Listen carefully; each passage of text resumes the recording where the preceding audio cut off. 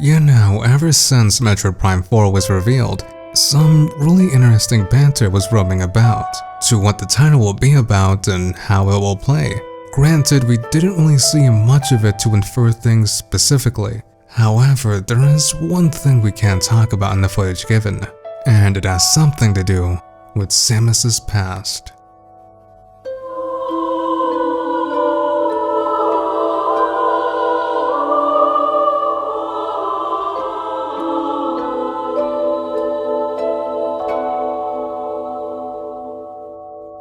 Within Metroid's expanded universe, the story of Samus Aran is a bit grim, to losing her parents at a young age during a brutal attack and living an abnormal life.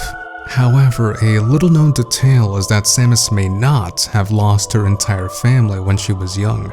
In the Blood of the Chozo story, it tells that Samus had a younger brother by the name of Solomon Aran, who went missing and was later presumed dead.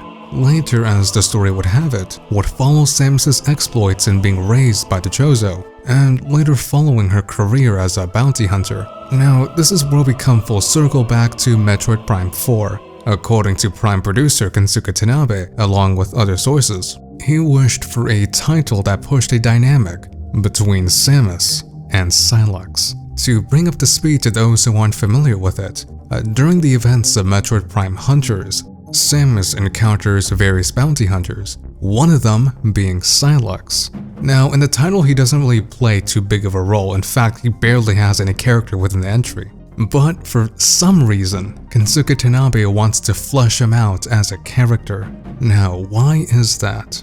Later in the Prime trilogy, Sylux's ship, the Delano 7, is seen chasing Samus's ship, and later during Federation Force, a figure, presumably Sylux, stole a Metroid hatchling. Now, what is Sylux's motive behind all this? At the end of Prime 3, Sylux went after Samus almost as if he had a personal motive behind it. In fact, it seems as though wherever Samus goes, Sylux is not too far behind. And considering Kensuke Tanabe's past statements, I think fair conjecture would point towards a Samus and Sylux confrontation in Prime 4. Now, Sylux's true motives in chasing down Samus may be something reserved for Prime 4, so we don't really have much information about it. However, we can still analyze Sylux's background. Unfortunately, there really isn't much of it. In fact, we had to use information from Smash Bros. From all places. But luckily for us, the information adds up and isn't contradictory. For one, Sylux's gear, such as his armor along with his weaponry, is largely Federation in origin. Even his ship is also stolen from the said organization. So what does that tell us? Well, if anything, it shows that he's highly resourceful, but it also says that he has a deep resentment towards the Federation. A resentment that must have stemmed from something he experienced. Going back to the time where Samus encountered Sylux in Prime Hunters, they first met in Vesper Defense Outpost. Now, according to lore, the station is used as a refueling and munitions dump. But what is interesting is the name behind the station, Vesper. In Greek mythology, Hesperus, or the Roman equivalent Vesper, alludes to the evening star, or the evening in general. Now, in the same mythos, Vesper has a brother or a half-brother by the name of Phosphorus, which alludes to the morning star. Now, notice the contrast here between night and day. So, how does this tie into everything else? Well, this is where it gets interesting. Now, if we compare and contrast Sylux and Samus starting with their names, some similarities can come about. For one, they each have 5 letters in their names and both begin with the letter S. The name Samus, of course, references the bounty hunter, but the name Sylux comes to special importance. So let's break it down to the phrases Psy and Lux. Now, the word Lux refers to a unit of illumination equal to direct illumination. In brief, the word Lux refers to units known as lumens, which then refers to light itself. Combine this with the word Psy, which is a suffix that forms nouns or adjectives to mock or disapprove the later phrase. What you get is the name Sylux, which is essentially mocking the light, which fits Sylux as a character fairly well, as he harbors resentment against the Federation, while at the same time using their equipment, almost as if he is mocking their light, or in this case, technology. And going back to where Samus and Sylux first met in Vesper Station, which alludes to both Vesper and Phosphorus, the evening star and the morning star, night and day, dark and light. And considering how we pointed out that the name Sylux may mean mocking the light, who first appeared in Vesper Station, which alludes to the evening star. So what does that make Samus in contrast? Well, to answer that, let's take a look in Metroid Prime 1.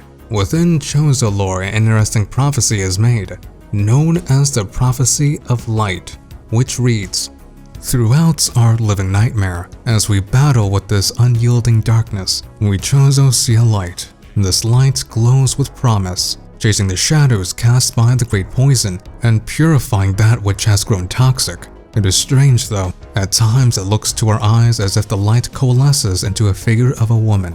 Burning brightly, the luminescence descends from space, then retreats back into the infinite blackness from whence it came. When this prophecy comes to pass, when the light recedes, the Chozo long vigilance of containment will finally come to an end." So, in other words, the light is symbolized as Samus herself, and going back to Sylux, whose name means a mocking of the light, and along with the many mythological references, what does this all mean? Well, I believe that there is an unknown connection between both Sylux and Samus, but to explore this further, let's take a look at the Prime 4 trailer. In it, you see what appears to be blue gas forming into the screw attack symbol. Now, this S symbol also means other things besides that. For one, it's on labels to many games, but it also references Samus herself. Think of it as a character logo for her. But notice that it is blue in color. Now, what other things in the Metroid universe also abide by that color? Well, for one, Phazon is. But ever since Prime 3 happened, Phazon is no longer a thing in the Metroid universe. So what else? Well, this may allude to Sylux, who also abides by that color. And again, considering Kensuke Tanabe's past statements, along with him chasing Samus at the end of Prime 3, this could make sense. But there is one more thing to consider here. Sylux's symbol, or more accurately his weapon insignia, is known as the shock coil, and it has a fairly unique shape. Not only is it blue in color, but it appears as though it is a mirrored screw attack symbol, Samus' symbol. So what does this all mean? From all the points we made so far in this video, to the Greek mythos that point Sylux and Samus to be essentially two sides of the same coin, in addition to their symbols. Remember at the beginning of this video, where in the Blood of the Chozo story alludes that Samus' brother went missing and was later presumed dead. Now, what if Solomon Aran, Samus' brother, is actually Sylux? If that is the case, then all the symbolism between Sylux and Samus being mirror images of each other can make sense, since they would literally be two sides of the same coin. But to add another point of reference to support this notion, we go to Sylux's ship, which is named the Delano 7. Now, the name Delano comes from a French surname, indicating that the bearer was from a place known as Lanu, which is Gaulish meaning wetland or swamp.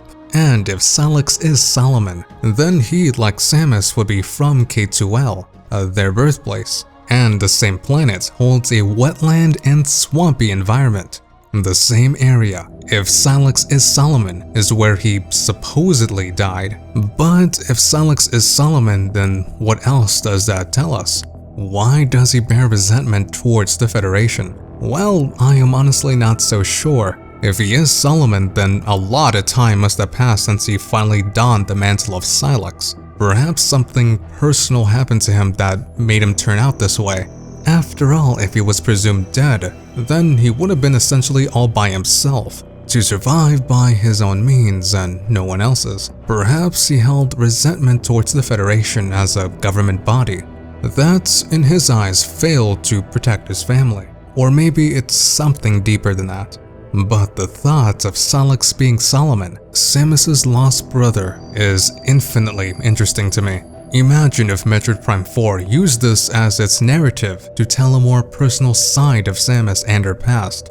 In other words, other M done right, And if this scenario is the case, imagine exploring the planet K2L as the foundation to explore Samus's birthplace, where her family died, and use that to flesh out the confrontation between Sylux and herself. And considering how Kensuke Tanabe wants to flesh out a confrontation between the two in the past, perhaps using this dynamic of Samus confronting her lost kin, Solomon will be the way he wants to take the story.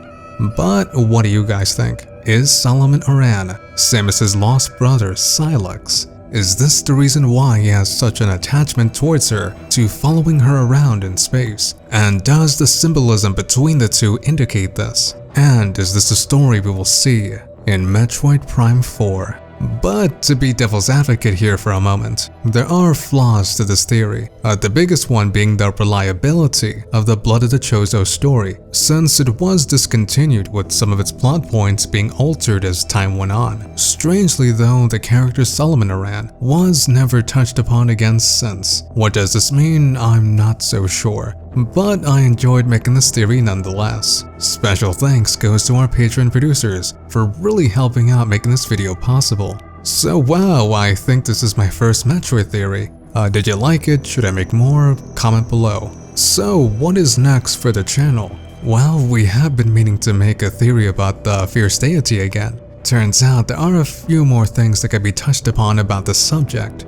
So we will be tackling that this Thursday. See you guys then for that. Well then, this video was certainly a mouthful. Well guys, I had to be heading out now. Have a great and wonderful rest of the day or night, and take care.